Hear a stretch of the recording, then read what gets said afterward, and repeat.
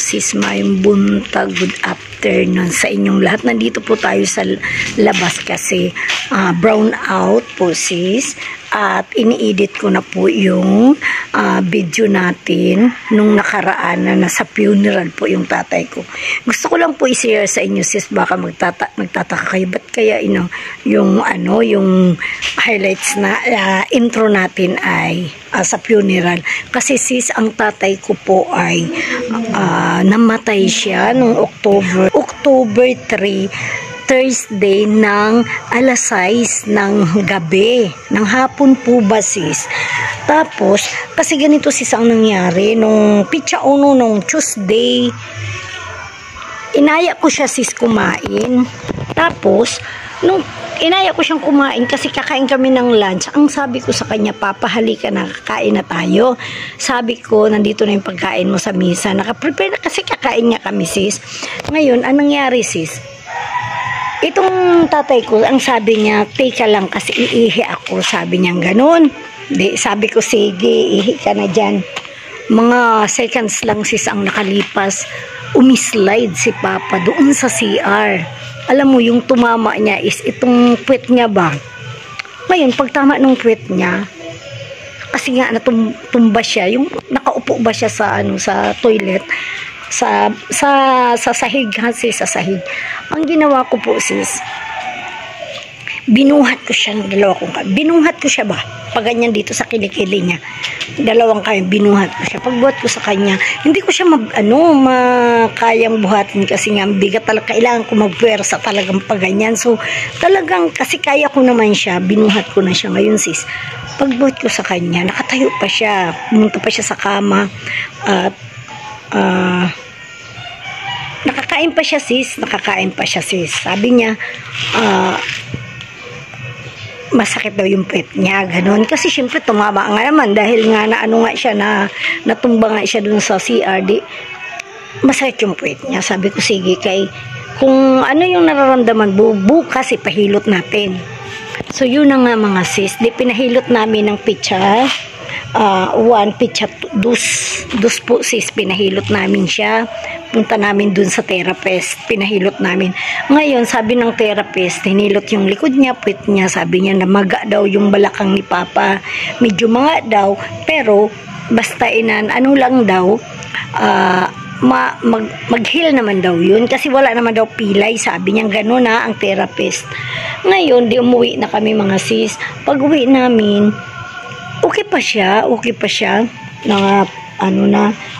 siya nung pitsa 2, pag pitsa 3 Thursday na po alas 5:30 po umalis ako ng bahay sis kasi nga nagsumba, alam mo naman si Manang Liz, nagsumba ako ba. Pagdating ko doon, umalis ako kasi nakita ko naman siya okay naman. Tapos nandito naman yung dalawa niyang apo, yung bunso kong anak tsaka yung bunso ng kapatid ko, nandito sila sa bahay dyan. Sabi ko, tingnan nyo si lolo nyo kasi ako ay magsumba-sumba muna doon sa city na nga sis. Ngayon pagpunta ko doon sa city, habang nagasayaw ako kasi pagdating ko dun kasi nag-start na rin. Habang nagasumba-sumba ako sis, itong mukha ko lang yung may pawis ba, punong-puno ng pawis. So punong-puno ng pawis. Sabi ko, parang hindi ko feel magsumba-sumba ba. Ang ngayon, after mga 45 minutes po sis, kasi hindi pa tapos yung sumbay, ay umuwi na ako. Sabi ko, teka lang, parang may iba ako nararamdaman. Umuwi na ako sis. Ngayon, pag uwi ko dito, pagdating ko dito sa bahay, kasi mabilis lang naman dahil nagmotor ako. Pagdating ko dito, nakita ko yung pamangkin ko umiyak. Sabi niya, mami, sabi ng pamangkin ko, si Lulu, dinala ni JJ sa hospital. Dinala pati ng driver, sabi niya sa tricycle kanya sinakay, pumunta ng hospital kasi parang wala na siyang pulso, sabi ng pamangkin ko. Tapos sabi ko, ay ganun ba? Sabi ko, saan hospital? Sabi ko ganyan. Ano nangyari? Sabi ko ganyan. Sabi ko, halika, dali, pupuntahan ko. Sabi ko ganyan. Tapos ito namang pamangkin ko, sasama daw siya. Di, sinama ko na, sama kami pupunta. Alam niyo sis, pagdating ko sa provincial hospital, talagang patay na talaga si Papa. So, wala akong nagawa, kundi imiyak na lang ako. Sabi ko, wala naman akong masisisi. Hindi ko rin pwedeng sisihin siya dahil hindi siya nagsalita na plus niya na yun. Kasi nga sis, kumain pa kami ng lunch ha. Kumain pa kami ng almusal namin yun eh. Kumain kami ng almusal, sabay kami. Nagluto pa ako ng noodles sa almusal namin.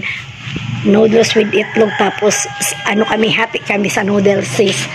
Tapos kukwento siya, sabi niya buhay pa ba yun si ano, sabi niya ganyan. Sabi ko, di ko alam, patay na yata. Basta may tinatanong siya kung sino pa yung buhay. Tapos dito naman sabi ko, kain na. Kumain siya, inubos niya yung pagkain niya ng kanin, ang inalmusal namin. Pero pag lunch na sis, hindi na siya kumain kasi sabi niya maaga pa daw. Hinayaan ko lang siya, pero tinimplahan ko siya ng kape. Nagkape pa kaming dalawa. Sus, patawarin ha. Hindi ko, walang iniwan na salita yan. Wala lang. Pag sabi niyang inom ng kape, uminom din siya. Tapos umupo siya, tapos bumalik na siya sa higaan niya. Kasi yung higaan niya sis, may foam naman yung higaan niya, yung matibay nga yan, supabid nga yung hinihiga niya eh. Pero, nakita ko lang na nakahiga na siya. So, kaya nga ako umalis na. Sabi ko, sige, bantayan niyo si lolo niyo kung ano yung kailangan, ibigay niyo yung ano, kasi pag umiihi siya, umiihi na siya sa ano niya, sa balde niya. Kasi nga na, sabi ko, wag ka nang pupunta ng banyo. Kasi pag mabanyo, ma-slide ka na naman. So, yun na ang nangyari sis pagka alas 6. Sabi ko nga talaga kung ano yung kalooban ng Diyos. Wala naman tayong magagawa, diba? So, yung hanggang doon na lang talaga yung ano, yung oras ng ating buhay. So, ang mangyayari is, wala man kaming pagsisisi, kami magkapatid ng aking sister, tapos ng aking mga anak kasi 80 years old na po si Papa. Parang bonus na yun sa kanya na ano, kasi ang dami na talaga niya nararamdamang masakit, di ko na kaya maglakad, pag nagaihi siya, pag nagkakain siya, minsan hindi siya makalunok ng maayos. Kailangan marami siyang tubig, minsan basta yung matandang karamdaman. So, wala na kami nagawa sis, kundi umiyak na lang at sige, paalam Papa, yung ikaw na ang magpahinga ka na para wala ka na nararamdaman na kahit anuman sa katawan mo. So, tunghayan natin sis yung nangyari kasi minamadali nga namin na sana iburol na nung mga panahon kasi na yun, parang hindi pa nag-sink in sa amin na patay na siya. So, kaya sabi ko, tanggap naman namin siya kasi kung ako naman yung tatanungin, nabigyan ko naman siya, nag-serve ko naman siya ng nandyan naman ako. Tapos kahit meron kaming minsan nag-aaway kaming dalawa kasi nga minsan ang matanda, di ba, pag may nararamdaman medyo matigas-tigas na rin ang ulo, then papa ko ganyan-ganyan, pero maya-maya kaanuhin ko na naman siya.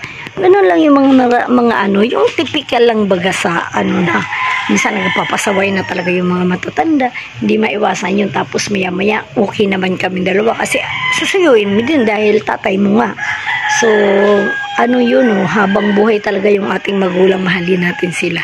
Kasi pag wala na pala sila, dun lang natin ma-appreciate yung presence nila na buhay pa sila. Kaya parang malungkot. Pero at the same time, ang gusto ko din mangyari is makapahinga na siya sa ano man nararamdaman niyang sakit o ano pa man na parang siguro kung ako man, panalangin ko na sa Panginoon na kunin mo na lang ako, Lord. Kasi talagang totoo naman, pag sa edad ka na ng 80, ay naku, parang critical na lahat ng bagay sa'yo. True yan po. True talaga yan mga sis.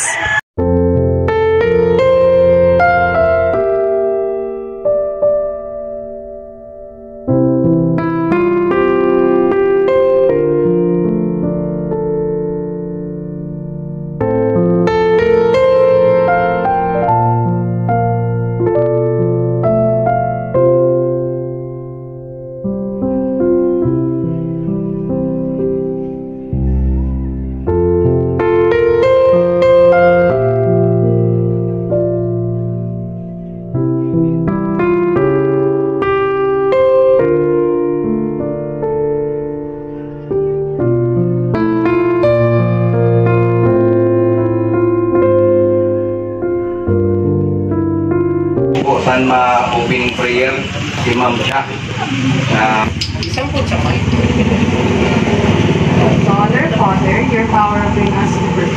Your providence guides our lives, and by your command, we return to dust. Lord, those who die with faith in the Lord Christ Jesus still live in your presence. I pray for strength for the bereaved family, relatives, and friends of the mingled hope in God. In Christ Jesus' name, I pray. Amen.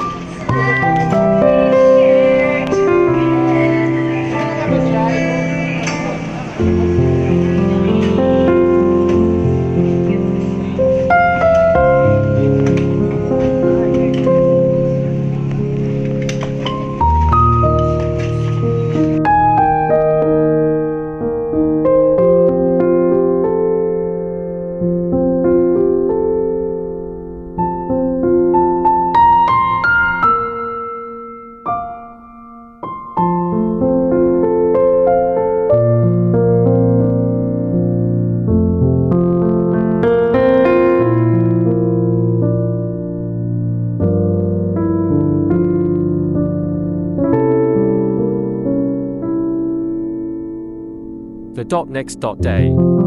Ngayong araw ng Sabado ay maliligo tayo. Ang tawag nito ay hawas. Hawas kay na yung tatay natin ay tapos na naburol at nailibing na kahapon. So kaya ngayon ay magdagat tayo para lahat maano ba yung katawan natin, ma-relieve ba. At ito'y pamahiin lang, iwan ko lang sa iba ha. Pero kasi ito, ginagawa namin ito dito sa amin sa Masbate na pag may namatay at inilibing na ng pamilya, ayun, dapat lahat buong pamilya magpunta sa dagat para mahawasan ba yung ano, kung para wala daw, sabi ang matatanda, wala na daw susunod na sa Santa Maria. So yun na nga sis, punta tayo dun yun, magluto lang tayo lunch na itong aming gagawin dahil nga anong oras na dyan lang kami sa beach. Punta tayo sis, may kasamahan niya ako, tara sis.